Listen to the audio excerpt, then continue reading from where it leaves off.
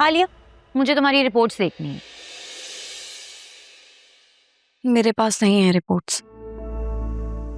Online तो होंगी ना, मुझे लिंक दे दो। ऑनलाइन भी नहीं है। ये क्या बात हुई?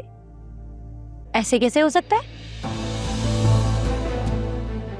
भाई मुझे नहीं मालूम फिजा, मुझे तंग मत करो प्लीज। चलो हम हॉस्पिटल जाते हैं और दोबारा टेस्ट करवा लेते हैं, ठीक है? फिजा प्लीज, मुझे अभी कुछ नहीं करवाना है। मुझे प्लीज तंग मत करो, मुझे इस टॉपिक पर कोई बात नहीं करनी। यार तुम एक डॉक्टर से टेस्ट करवा कर बैठ गई हो और तुम्हें लग रहा है कि तुम मां नहीं बन सकती हो। तुम्हें पता है इस वक्त हमारी फील्ड में फर्टिलिटी इश्यूज पर इतना काम हो रहा है और दोबारा टेस्ट करवाने में या सेकंड ओपिनियन लेने में हर्ज ही क्या है? फिजा प्लीज, मैं पहले ही बहुत परेशान हूँ, मुझे मजीद तंग मत करो प्लीज। आलिया देखो, मैं तुम्हारे भले के लिए कर रही हूँ। तुम्हें याद है नौशीन आंटी तुम्हें हॉस्पिटल लेके गई थी, उन्होंने टेस्ट करवाए थे। फिर तुम दोबारा एक बार हॉस्पिटल गई थी, तुमने टेस्ट करवाए थे और दोनों बार सब कुछ क्लियर आया था।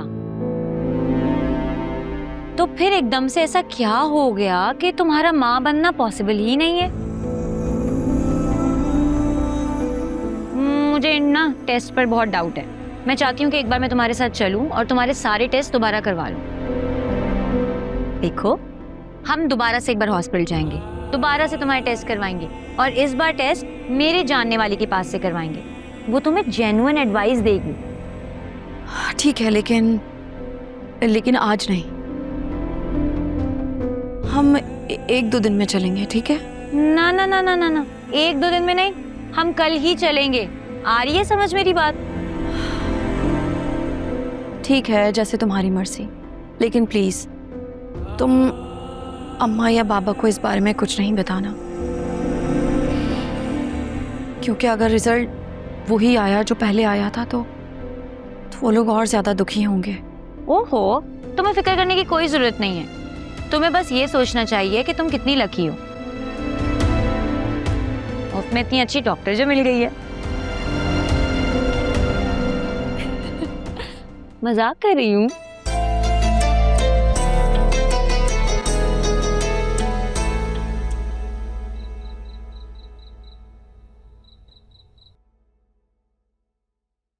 मेरी मम्मा को छोड़ आए हो? विफलिया प्लीज सब्र रखो,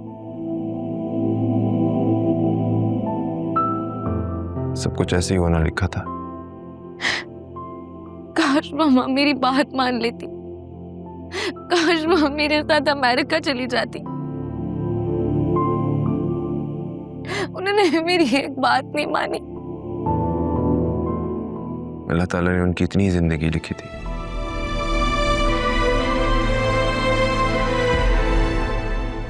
और वैसे तुमने तो उनका बेस्ट ऑफ बेस्ट ट्रीटमेंट करवाया था यहाँ से। तुमने अपनी तरफ से पूरी कोशिश की थी। कैंसर की वजह से भी बहुत कॉम्प्लिकेशंस थे। मैं बिल्कुल अकेली रह गई हूँ बस। इतने बड़े घर में मैं अकेले क्या करूंगी? मेरा है ही कौन? कोई नहीं है मेरा। ऐसे क्यों बोल रही हो तुम? मैं हूं ना तुम्हारे पास। क्या तुम जिंदगी भर यहीं रहोगे?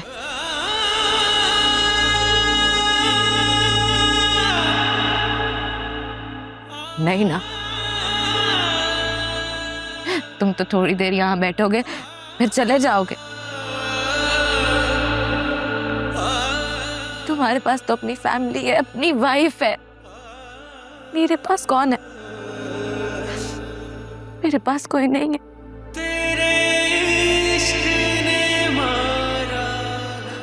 बस मैं अकेली रह गई हूँ,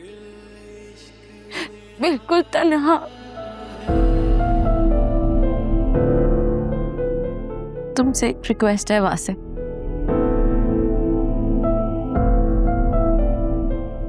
क्या तुम आज रात के लिए यहाँ रुक सकते हो?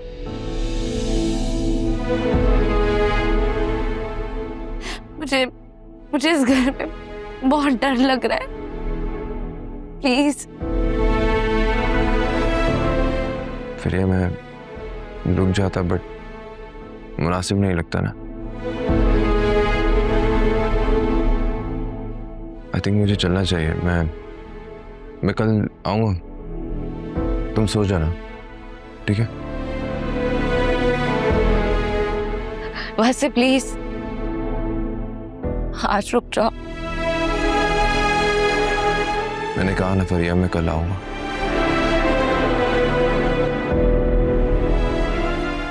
तुम अपना बहुत ख्याल रखना। किसी भी चीज़ की ज़रूरत हो तो मुझे कॉल कर देना, ठीक है? I am just one call away.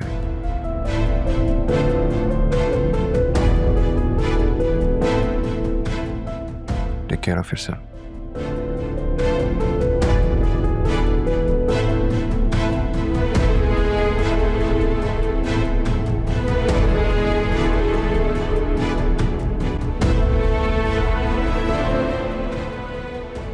Hello Akram, मेरा एक काम करोगे? हुक्म करो। तुम अपनी मम्मी हजूर के कमरे में जाकर आलिया की रिपोर्ट की पिक्चर्स बनाकर मुझे भेज सकते हो? ओके डन, भेजता हूँ। लेकिन प्लान क्या है? तुम पहले पिक्चर्स तो भेजो, मैं तुम्हें बताती हूँ फिर। Okay okay okay.